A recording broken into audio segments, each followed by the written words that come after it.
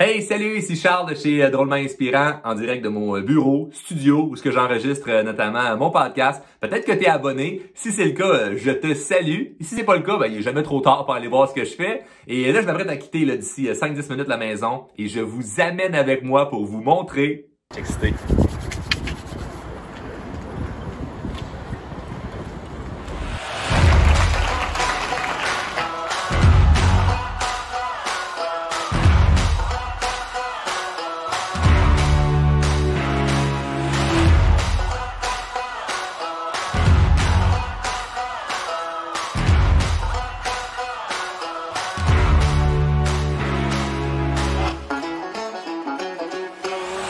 Hey, juste avant qu'on parte ensemble pour le concessionnaire, j'ai envie qu'on ait une discussion ensemble. Puis évidemment, là, je suis pas un épais et je te prends pas pour un cave.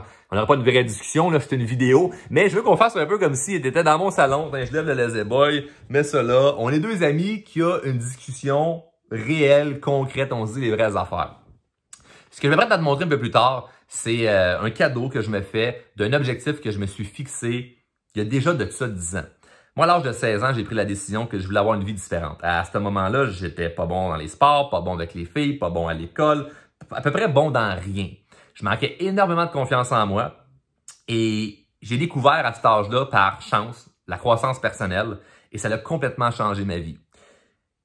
À ce moment-là précis, je savais pas exactement ce que je voulais faire, mais dans la décision d'avoir une vie différente, il y avait beaucoup de volets. Il y avait évidemment un volet spirituel, émotionnel, amical, familier, amoureux, physique, mon énergie, bref, toutes les sphères de vie qui font en sorte que tu arrives à un moment donné, tu dis, bon, j'ai un bel équilibre où ce que je suis heureux. Et là-dedans, évidemment, il y avait des objectifs financiers.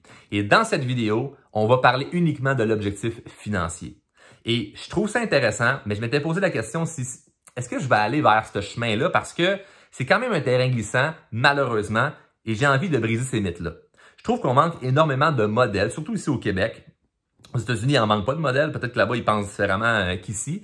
Mais moi, je trouve qu'on manque de modèles de réussite financière honnête. Et quand je dis honnête, c'est pas il est devenu riche parce qu'il était malhonnête, pas du tout. Ils sont devenus riches, certaines personnes, parce qu'ils ont bâti des choses super exceptionnel, mais quand on leur demande comment tu fais de ton argent, ils répondent pas de façon honnête. Ils vont dire genre, j'ai travaillé fort. Hey, shut the fuck up, là, Serge, là, j'ai travaillé fort. Tout le monde travaille fort. C'est quoi cette affaire-là de, j'ai work hard and you gonna make your dream come true. Hey, arrête de m'écœurer avec ces phrases qui veulent rien dire. C'est pas vrai. Je connais plein de monde qui travaille plus fort que les riches, puis pourtant sont pas riches pour autant. Et moi, ça vient me choquer. Et évidemment, je vais en parler dans plusieurs autres vidéos. Et ce que je voulais témoigner aujourd'hui, qui est super important, c'est que on n'est pas obligé de cacher notre réussite. Et je connais des gens qui réussissent, puis qui vont le cacher parce qu'ils ont peur justement de se faire juger. Ils ont peur du regard, de ce que les autres vont dire. Et moi, ce que je trouve curieux là-dedans, c'est que techniquement, si t'as pas un malaise avec le comment tu fais ton argent, tu devrais pas avoir un inconfort à le montrer.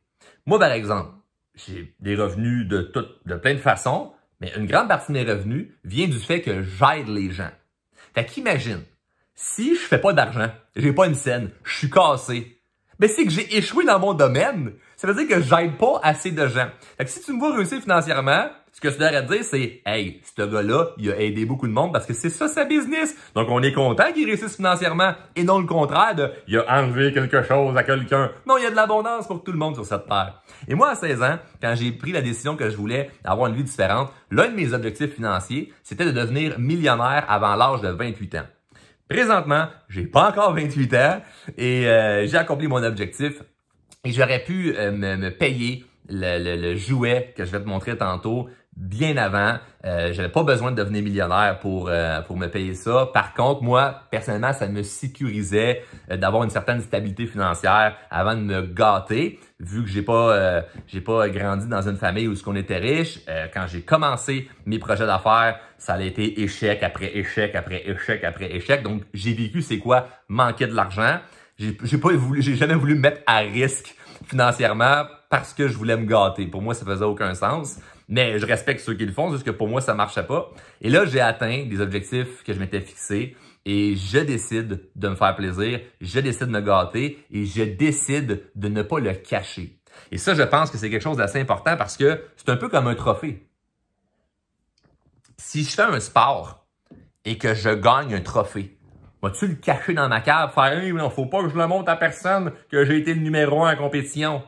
Faut pas que je le montre à personne que je suis monté sur le podium. » Non, t'as travaillé, oui, fort, mais t'as fait un paquet d'autres trucs que les gens ne peuvent même pas imaginer que t'as fait ça pour réussir. Et la seule chose que eux vont être capables de voir pour dire « OK, cette personne-là a réussi dans le domaine qu'elle rêvait, c'est le trophée. » Ben moi, dans l'entrepreneuriat, le trophée, c'est l'argent.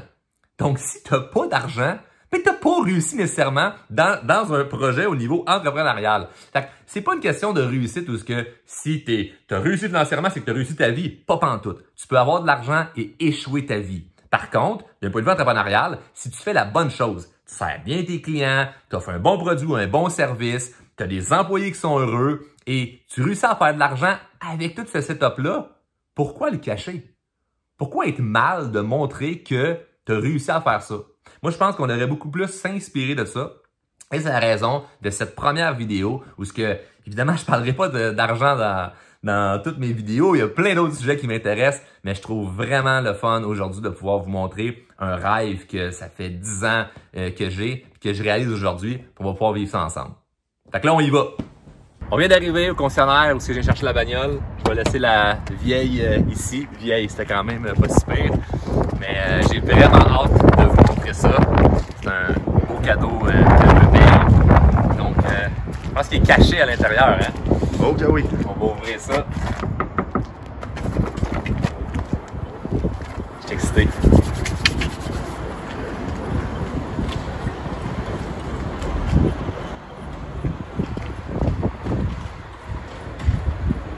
Et voilà, et voilà. Tercel 91. C'est juste une job de peinture. On a refait de la peinture dessus, puis tout est beau. En Audi RS7. Il n'y a pas plus tard qu'un mois, je ne savais même pas c'était quoi. J'ai tombé là-dessus sur Internet, j'ai fait voir c'est exactement ce que je veux. Je vais faire une autre vidéo pour expliquer pourquoi j'ai décidé de prendre cette voiture-là. Il y a des raisons vraiment spécifiques. Vous regardez le lien dans la description, je vais pouvoir l'expliquer. Mais tout qu'un bolide, je pense que je vais avoir du fun avec ça. Hein? Okay. Hey, on va montrer en dedans,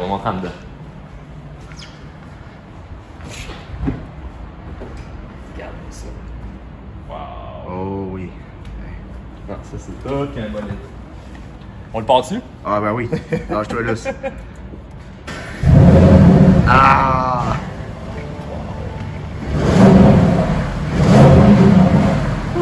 Yes sir. C'est un beau cadeau, c'est un beau cadeau. Il va y avoir d'autres vidéos où je vais pouvoir faire le tour de la voiture. Maintenant, je pense que je vais commencer à essayer de comprendre tous les pitons et qu'est-ce qu'il y a dedans. Beau cadeau, je me paye.